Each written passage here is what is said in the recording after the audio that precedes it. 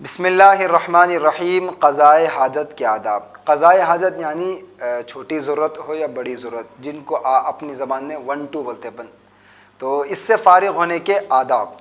پہلا یہ دیکھیے، پہلے زمانے میں ہوتا یہ تھا کہ لوگ اپنے گھروں میں ضرورت خانے نہیں بناتے تھے، جس کو اپن بیت الخلاء بولتے، ٹوائلٹ بولتے، لیٹرنس وغیرہ بولتے۔ یہ پہلے زمانے اپنے گھروں میں نہیں بناتے تھے۔ وجہ اس کی کئی وجوہات ہے، وقت نہیں اس وجہ سے نہیں بتا رہا ہوں میں۔ تو ہوتا یہ تھا کہ گھر سے باہر جا کر کرتے تھے، تو لوگ اس میں یہ کرتے تھے کہ گھر سے باہر تھوڑی دور پہ جا کے کر لیتے تھے، جہاں پر لوگ عموماً آیا جایا کرتے تھے، یا پھر لوگوں کو ضرورت پڑ گئی تو وہ لوگ بھی وہاں سے گزرتے تھے۔ تو اللہ کے نبی صلی اللہ تعالیٰ علیہ وسلم ایسے موقع پر فرما رہے کہ بھائی اگر ایسے موقع پر استنجا کرنا ہو یا ایسی جگہوں پر کرنا ہو تو دور کا انتخاب کرنا۔ دلیل کیا ہے؟ اللہ کے نبی صلی اللہ تعالیٰ علیہ وسلم اذا اراد الحاجت ابعد، جب آپ ارادہ فرماتے کہ میں قضائے حاجت سے فارغ ہونا ہے تو دور جا کر کرتے۔ یہ نسائی کی حدیث ہے۔ نمبر 2، کسی جگہ چھپ کر قضائے حاجت کرنا، یعنی کھلم کھلا نہیں، آڑ میں۔ دلیل میں اللہ کے نبی صلی اللہ تعالیٰ علیہ وآلہ وسلم کی حدیث ہے کہ آپ پسند فرماتے تھے کہ بڑے ٹیلے کے پیچھے میں بیٹھ کر کروں کہ کہیں کسی کا جھانکنے کا بھی امکان نہ ہو۔ عموماً کھجور کے جو تنے ہوتے تھے ان سے بھی پیارے نبی چھپتے تھے، ان کو بھی آسرا بنا لیتے تھے۔ نمبر 3، مناسب جگہ میں قضائے حاجت کرنا، یعنی غیر مناسب جگہ نہیں، راستے وغیرہ میں کر دے رہے، یا سائے کی جگہ میں کر دے رہے، یا پھر لوگ جہاں پر آرام کرتے وہاں پر کر دے رہے، یا پھر لوگوں کی گزرنے کی جگہ پہ کر دے رہے، یہ مناسب نہیں ہے۔ نمبر 4، سخت زمین پر پیشاب کرنے کی نوبت آئے تو کھود کر نرم کر لینا۔ اللہ کے نبی صلی اللہ تعالیٰ علیہ وآلہ وسلم بھی جب ارادہ فرماتے کہ پیشاب کرنا ہے تو سخت اگر زمین ہوتی تو اس کو کھرید لیتے تھے کہ کہیں وہی چھینٹے ہم پر نہ اچھل پائے۔ نمبر 5 دیکھیے، ممنوع جگہوں مثلاً راستے میں، سایہ دار جگہوں میں، مسجد کی در و دیوار پر، کیڑے مکوڑوں کے سوراخوں میں قضائے حاجت نہ کرنا۔ کیڑے مکوڑوں کی سوراخوں کے اندر ایک ذرا بات بتا دوں میں، عموماً ہمارے نوجوان چوراہوں پر یا پھر اسی طریقے سے خالی جگہوں پر پلاٹس وغیرہ میں پیشاب کر دیتے، کرنے کے بعد پھر طبیعتیں خراب ہوئے بول کی شکایتیں کرتے، چڑھیا بول کے شکایتیں کرتے، حاوی ہو گیا بولتے۔ بھائی بعض مرتبہ ہوتا ہے کہ باریک باریک چومٹیوں کی شکل میں یا سوراخوں میں جنات رہتے، آپ خالی پلی جا کے ان کو تکلیف دیتے۔ ایک حدیث میں بھی ہے کہ اللہ کے نبی منع فرمائیے صحابہ کرام کو کہ وہ ایسا قضائے حاجت یہاں سے فارغ، اس لیے کہ ہماری وہ جگہ ہے، بعض حدیثوں میں ہے یہ، تو اس وجہ سے اس سے احتیاط کرنا چاہیے۔ نمبر 6 دیکھیے، غسل خانے میں پیشاب نہ کرنا، یعنی جہاں پر آپ پانی وغیرہ نہ آتے وہاں پر پیشاب نہیں کرنا، اس لیے کہ اللہ کے نبی صلی اللہ تعالیٰ علیہ وآلہ وسلم نے ارشاد فرمایا لا یبولن احدکم فی مستحمى، کہ بھئی کوئی بھی حمام میں پیشاب نہ کرے۔ کیوں؟ فإن عامة الوساوس منہ، کہ بھئی عموماً جو وساوس کا شکار ہوتے ہیں لوگ، وسوسوں کا شکار، وہ اسی سے ہوتے ہیں۔ تھوڑا سا اس کی میں لاجک بتا دیتا ہوں۔ پہلے زمانے میں جو حمام وغیرہ ہوتا تھا تو وہ ایسا ہوتا تھا کہ پانی وہاں پر ٹھہر جاتا تھا، کوئی نالی وغیرہ کا انتظام نہیں ہوتا تھا۔ ہمارے زمانے میں ٹیلس وغیرہ ہے، نالی کا پورا انتظام ہے، پانی ٹھہرتا ہی نہیں۔ تو وساوس کا مطلب وہ وساوس نہیں ہے کہ بھئی شک کی بیماری جس کو عام طور پہ بول کے لوگ بیان کرتے، یہ نہیں مراد۔ اس سے یہ ہے کہ بھئی آپ جس جگہ پر پانی نہ رہے، آپ کا پانی وہیں ٹھہرتا تھا پہلے زمانے میں، تو آپ اگر پیشاب وغیرہ کر لیں گے تو آپ جب پانی نہائیں گے تو شک یہ ہوگا کہ بھئی یہی پانی میرے پر اچھلا ہوگا، یا پھر یہی پانی میں کھڑا ہوا ہوں تو میں پاک ہوا کہ نہیں ہوا، کہ پاک ہوا کہ نہیں ہوا کہ۔ اس وجہ سے اللہ کے نبی فرماتے تھے کہ بھئی حمام وغیرہ میں پیشاب نہ کریں بلکہ۔ لیکن اس زمانے میں ٹائلس وغیرہ کا انتظام ہے اور اسی طریقے سے موری وغیرہ ہے، یہ جو وسوسے کے جو خدشہ ہے وہ اس زمانے میں نہیں ہے، یہ ذرا ذہن میں رکھیں۔ نمبر 7، اور جو لوگ بولتے ہیں نا کہ حمام وغیرہ میں پیشاب کرنے سے گھر میں افلاسی وغیرہ آتی، یہ سب باتیں ہیں، حدیث میں کہیں بھی اس کا ذکر نہیں ہے۔ نمبر 7 دیکھیے، وضو کی جگہ پر پیشاب نہ کرنا، اس لیے کہ بھئی جہاں پر آپ پاکی حاصل کرنے کے لیے وہ جگہ کو استعمال کریں وہیں پر آپ پیشاب کر رہے، ہو سکتا ہے وہ چھینٹے آپ کے اوپر اچھل جائے اور آپ پاک ہونے کا ناپاک ہو جائے، تو اس وجہ سے۔ نمبر 8 دیکھیے، دینی تحریرات کو لے کر بیت الخلاء میں نہ جانا۔ دلیل کیا ہے؟ اللہ کے نبی صلی اللہ تعالیٰ علیہ وآلہ وسلم جب بیت الخلاء جانے کا ارادہ فرماتے تو ہاتھ میں، یعنی حضرت انس فرما رہے کان نبی صلی اللہ تعالیٰ علیہ وآلہ وسلم اذا اذا دخل الخلا وضع خاتمہ، کہ جب آپ بیت الخلاء میں جانے کا ارادہ فرماتے یا داخل ہونے کا وقت آتا تو پہلے آپ اپنی انگوٹھی نکال لیتے، اس لیے کہ آپ کی انگوٹھی پر اللہ محمد رسول لکھا ہوا تھا۔ نمبر 9 دیکھیے، سر ڈھانپ کر جانا عجیب بیماری ہے، کیا لاجک ہے عورتیں ہی بہتر جانتے ہیں، ان کے کام بہت ماورا رہتے، بھائی عجیب لاجک رہتی ہے عورتوں کی۔ سب جنے بیت الخلاء جاتے وقت اوڑھنی اتار کے جاتے، ارے پیارے نبی فرما رہے سر پر ڈھانپ کر جاؤ، انہاں اوڑھنی اتار کے جاتے۔ اللہ کے نبی صلی اللہ تعالیٰ علیہ وسلم اس سے منع فرمائے کہ بعض اوقات اللہ کے نبی اوڑھ کر جاتے تھے۔ حدیثیں ہیں، اور کیا ہے حدیث میں دیکھیے، اذا دخل الخلاء لبس حذاءہ، کہ جب آپ بیت الخلاء میں جانے کا ارادہ فرماتے یا بیت الخلاء میں داخل ہوتے تو اپنے سر پر کپڑا اوڑھ لیتے، وغطا رأسہ، اور ساتھ ہی ساتھ میں سر بھی ڈھانپ لیتے۔ تو اس کا اہتمام کرنا چاہیے۔ دلیل کیا ہے دیکھیے، اذا دخل الخلاء لبس حذاءہ، جب پیارے نبی صلی اللہ تعالیٰ علیہ وآلہ وسلم بیت الخلاء میں داخل ہونے کا ارادہ کرتے یا پھر داخل ہوتے تو سر پر ٹوپی پہن لیتے۔ دلیل ہے، عورتیں اوڑھنی اتار کر جاتے، نہیں کرنا چاہیے، غلط عمل ہے یہ۔ نمبر 10 دیکھیے، جوتے چپل پہن کر جانا، ننگے پیر نہ جانا۔ عام گھروں میں بعض مرتبہ روایتیں یہ کہ بھئی اٹیچ باتھ روم بلکہ بغیر چپل کے جاتے، یہ مناسب نہیں ہے، نہیں جانا چاہیے۔ نمبر 11 دیکھیے، بائیں پیر سے داخل ہونا، یعنی آپ بیت الخلاء میں جا رہے تو سیدھا پیر، ہر جگہ ہوتا نا بھائی سیدھا پیر داخل کرے، سیدھا پیر داخل کرے، لیکن بیت الخلاء ایک واحد جگہ ہے جہاں پر آپ کو الٹا پیر داخل کرنا ہے۔ نمبر 12 دیکھیے، بیت الخلاء میں داخل ہونے سے پہلے یہ دعا پڑھ لینا، اللہم انی اعوذ بک من الخبث والخبائث۔ بعض لوگ پوچھتے کہ اس کی دلیل کیا ہے، یہ دعا کیوں پڑھتے، تو دلیل لے لیجئے، یہ بخاری کی حدیث ہے۔ حضرت انس رضی اللہ تعالیٰ عنہ فرماتے ہیں کہ کان النبی صلی اللہ تعالیٰ علیہ وآلہ وسلم اذا دخل الخلاء قال اللہم انی اعوذ بک من الخبث والخبائث، کہ پیارے نبی جب بیت الخلاء میں داخل ہوتے تو یہ دعا پڑھتے، ابھی میں جو آپ کے سامنے پڑھ کے سنایا۔ نمبر 13، قضاء حاجت کے وقت قبلے کی طرف منہ اور پیٹھ نہ کرنا۔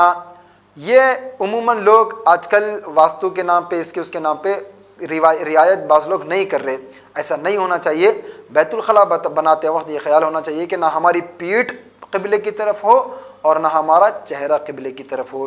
دلیل کیا ہے بھئی، اللہ کے نبی صلی اللہ تعالیٰ علیہ وآلہ وسلم کا فرمان ہے، اذا اتا احدکم الغائط فلا يستقبل القبلۃ ولا یولہ ظہرہ، کہ بھئی نہ کوئی اپنی پیٹھ قبلے کی طرف کرے اور نہ کوئی اپنا چہرہ قبلے کی طرف کرے۔ پیارے نبی صلی اللہ تعالیٰ علیہ وسلم نے فرمایا، یہ بخاری کی حدیث ہے۔ اسی طریقے سے دیکھیے نمبر 14، کھڑے کھڑے ہو کر پیشاب نہ کرنا۔ اکثر لوگ کھڑے ہو کر پیشاب کرتے اور دلیل کے طور پہ بخاری کی وہ حدیث پیش کرتے جس میں اللہ کے نبی صلی اللہ تعالیٰ علیہ وسلم نے ایک موقع پر کھڑے ہو کر پیشاب فرمایا تھا، تو دلیل میں وہ حدیث پیش کرتے۔ امی جان عائشہ رضی اللہ تعالیٰ عنہ کی بخاری ہی کی حدیث آپ کے سامنے میں ذکر کر رہا ہوں، اس ترمذی میں بھی ہے، بسند ہے اور ایک دم صحیح حدیث ہے۔ کیا ہے دیکھیے، حضرت عائشہ صدیقہ امی جان ہم سب کی جان جن پر قربان صدیقہ رضی اللہ تعالیٰ عنہ فرماتی ہیں کہ جو شخص تمہارے سامنے یہ بیان کرے، حدیث کے الفاظ دیکھ لیجئے، من حدثکم ان النبی صلی اللہ تعالیٰ علیہ وآلہ وسلم کان یبول قائما فلا تصدقوہ، کہ جو کوئی آپ کے سامنے یہ بات بیان کرے، یہ حدیث بیان کرے کہ پیارے نبی کھڑے ہو کر ہی پیشاب فرماتے تھے، تو آپ اس کی تصدیق فلا تصدقوہ، آپ اس کی تصدیق مت کرو۔ ما کان یبول الا قاعدا، اللہ کے نبی صلی اللہ تعالیٰ علیہ وآلہ وسلم ہمیشہ، استمراری کا قاعدہ ہے یہاں پر، جو عربی جانتے ہیں ان لوگ جانتے، ما کان یبول، پیارے نبی جب بھی پیشاب فرماتے تو بیٹھ کر ہی پیشاب فرماتے، کھڑے ہو کر نہیں۔ اچھا بھی وہ حدیث کا کیا جواب ہے؟ وہ حدیث دوران سفر تھے، عذر تھا، جلدی تھی، اور بتانے کے لیے کہ بھئی اگر کسی کو عذر ہو، امت کو تعلیم دینے کے لیے، اگر کسی کو عذر ہو، مجبوری ہو، تو کھڑے ہو کر بھی عذر میں پیشاب کر سکتے، ہر حالت میں نہیں۔ اس لیے وہ اللہ کے نبی نے ایک مرتبہ عمل کر کے بتایا تھا۔ اب اس کو دلیل پکڑ کے جہاں والا کھڑے ہو کے دھار مار رہے، یہ بالکل مناسب نہیں ہے۔ اس کے بعد دیکھیے نمبر 15، بوقت ضرورت اور بقدر ضرورت سطر کھولنا۔ ایسا نہیں کہ اکثر ہو رہا یہ کہ بھائی پورا اتار کے جا کے اندر بڑھے رہے, آرام سے بیٹھ رہے. نہیں, جتنی ضرورت ہے, اور مثال کے طور پہ آپ اگر چھوٹی ضرورت سے فارغ ہو رہے تو تھوڑا حصہ کھولیے جہاں سے آپ کی ضرورت پوری ہو جائے, پورا اتار کے بیٹھ رہے یہ بھی غلط ہے. اور بڑی ضرورت سے فارغ ہونا ہے تو گھٹنوں سے تھوڑا سا اوپر رانوں تک اتار لیجئے, یہ طریقہ صحیح ہے. لیکن آج کل ہو رہا کیا, پورا سطر نکال دے رہے, یہ بالکل غلط ہے, نہیں ہونا چاہیے ایسا. اس لیے کہ آپ جہاں پر جا رہے ہیں وہاں پر جنات بھی موجود ہوتے ہیں. جب بندہ بقدر ضرورت اپنا سطر کھولتا ہے تو اس کے اوپر جنت حاوی نہیں ہوتے ہیں, اس لیے کہ بشر کا تقاضا یعنی انسانی بشری تقاضے کہتا اگر کوئی جتنا سطر کھول رہا تو اس کے لیے اللہ تعالیٰ اس کی حفاظت کریں گے. جو جان بوجھ کر کھول لے کے بیٹھ رہا پھر اس کی حفاظت کا ذمہ اللہ نے نہیں لیا. اس لیے کہ سطر کو ڈھانپنے کا حکم ہے, کھولنے کا حکم نہیں ہے. بقدر ضرورت کھولنے پر الگ بات ہے. نمبر 16 دیکھیے, بائیں پیر پر زور دے کر بیٹھا. یہ اللہ کے نبی صلی اللہ تعالیٰ علیہ وآلہ وسلم کی حدیث ہے. اس لیے کہ بھئی جو بندہ بائیں طور پہ زور دے کر بیٹھے گا اس کی حاجت کے نکلنے میں اس کو آسانی ہوگی. نمبر 17, دونوں رانوں کو خوب کشادہ کر کے بیٹھنا. اس سے بھی اپنے حاجت کے نکلنے میں آسانی ہوتی ہے, یعنی جو اپنی غلاظت تھی اس کے نکلنے میں آسانی ہوتی. نمبر 18, پیشاب پاخانے کی طرف نہ دیکھنا. جھانگلے دے بیٹھ رہے کہتے کتنا آیا کتنا نہیں آیا, یہ بالکل مناسب نہیں ہے, نہیں کرنا چاہیے حرکتیں, اس سے ذہن کمزور ہوتا. اطباء فرماتے کہ بھئی غلط چیزوں پر نظر ڈالنے سے نگاہیں کمزور ہوتی, یہ بات ذہن میں رکھیں. نمبر 19, بلا ضرورت بیٹھے نہیں رہنا. ہو گئے بعد بھی بیٹھ رہے کہتے آتا ہوں گا, یہ اچھی چیز نہیں ہے, ایسا نہیں کرنا چاہیے. اس لیے کہ وہ ناپاک جگہ ہے, وہاں سے جتنا جلدی ہو سکے باہر نکلنا چاہیے. یہی وجہ ہے کہ آگے دعا آئیں گی, اس میں یہی ہے کہ اللہ آپ نے مجھے جو غلاظت میرے پیٹ میں تھی اس سے نکال دیا, اور وہاں پر جو ناپاک جنات تھے ان سے میری حفاظت آپ نے فرمائی. تو ناپاک جگہ پر زیادہ دیر بیٹھنا مناسب نہیں ہے نا. آج کل لوگ آدھا گھنٹہ بیٹھ رہے, فون لے کے بیٹھ رہے, تو بالکل مناسب نہیں ہے. نمبر 20 دیکھیے, بیت الخلاء میں اللہ سبحانہ و تعالیٰ کا ذکر نہ کرنا, یعنی زبان سے ذکر نہ کرنا. اگر کوئی ایسی چیز پیش آ گئی, مثال کے طور پہ آگے آئیں گا انشاءاللہ, چھینک آ گئی تو دل ہی دل میں الحمدللہ کہہ سکتے ہیں, زبان سے نہیں. نمبر 21, کسی سے بات چیت نہ کرنا. فون آیا تو فون پہ بول رہے, بھائی مسجدوں کے اندر دیکھنے میں ملا کہ بھائی بیت الخلاء میں بازو میں کوئی بیٹھے ہوئے ہیں, فون آ گیا تو فون بول رہے, بھائی میں ذرا ضروری میٹنگ میں ہوں, بعد میں آپ سے بات کرتا ہوں. تو یہ بیت الخلاء میں بیٹھ کے بات کرنے کا کیا, یہ بالکل غلط ہے, یہ اچھا رویہ نہیں ہے. نمبر 22, اگر چھینک آئے تو دل ہی دل میں الحمدللہ کہنا, ابھی میں جس کا ذکر کرا تھا. نمبر 23, دائیں ہاتھ سے شرمگاہ کو نہ چھینا. اس کی دلیل کیا ہے بھئی؟ دلیل یہ ہے کہ اللہ کے نبی صلی اللہ تعالیٰ علیہ وآلہ وسلم نے فرمایا, اذا بال احدکم فلا یأخذن ذکرہ بیمینہ, کہ جو کوئی بندہ پیشاب سے وغیرہ سے فارغ ہو رہے تو اپنے سیدھے ہاتھ سے اپنے آلہ تناسل کو نہ چھوئے. مرد حضرات کے لیے آلہ تناسل اور عورتوں کے لیے اپنی شرمگاہ جس کو فرج بولتے, وہاں پر ہاتھ نہیں لگانا.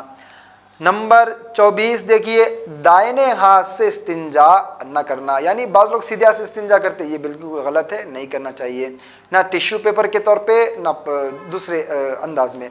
نمبر 25, استبرا کرنا. میں اس سے پہلے ویڈیوز میں بھی بتایا مسائل کے اندر استبرا کس کو بولتے, یعنی پیشاب وغیرہ کے جو قطرے آپ کے آلہ تناسل میں ہو یا پھر عورت کے فرج میں ہو, شرمگاہ سے تھوڑے پہلے پیشاب کے قطرے رہتے, اس کو زائل کرنا ضروری ہے. تو استنجا کرنا بھی آداب میں سے ہے. استنجا کے طریقے بھی میں پچھلی ویڈیو میں بتا دیا, وہاں پر آپ جا کر دیکھ لیجئے اگر کسی کو معلوم کرنا ہے. نمبر 26, ڈھیلے اور پانی دونوں کو استعمال کرنا, یعنی ڈھیلا بھی استعمال کرنا اور پانی بھی استعمال کرنا. دلیل کیا ہے بھئی؟ اللہ تعالیٰ نے قرآن میں باضابطہ ان لوگوں کی تعریف فرمائی ہے جو ڈھیلے اور پانی دونوں کو استعمال کرتے تھے استنجا حاصل کرنے کے لیے. دیکھیے, فیہ رجال یحبون ان یتطہروا واللہ یحب المطہرین, کہ بھئی یہ قباء والے وہ لوگ ہیں جو پاکی کو انتہائی پسند کرتے ہیں, پاکی کا لحاظ رکھتے ہیں, اور جو پاکی کو پسند کرتے ہیں اللہ ان کو بھی پسند کرتا ہے. دلیل ہے یہ. نمبر 28 دیکھیے, نمبر 27, ڈھیلوں سے استنجا کرنے کی صورت میں طاق عدد کی رعایت کرنا. یعنی اگر آپ ڈھیلا وغیرہ استعمال کر رہے تو یا تو 1 استعمال کرنا, یا پھر 3 استعمال کرنا, یا 5 استعمال کرنا, 2-4 سے احتراز کرنا, یہ آداب میں سے ہے. نمبر 28, ممنوع چیزوں سے, یعنی جن چیزوں سے منع کیا گیا کہ اس سے استنجا حاصل نہ کرے، یعنی اب جیسا ڈھیلے سے کر رہے تو کسی اور سے بھی کر سکتے کیا، تو بتا رہے کن کن چیزوں سے منع ہے، ہڈی، لید، پیپر وغیرہ وغیرہ چیزوں سے استنجا نہیں کرنا، اس لیے کہ یہ احترام کی چیزیں ہیں۔ غذا کا میں اس سے پہلے بتا دیا کہ بھئی اگر آپ ہڈی وغیرہ سے کریں گے وہ تو جنات کی غذا ہے، پھر ان کی پھرتی آپ کے پشور ہو جاتے ہیں، اس وجہ سے خیال کرنا۔ نمبر 29، پہلے داہنا پیر باہر نکالنا، یعنی سیدھا پیر باہر نکالنا، یہ آداب میں سے ہے۔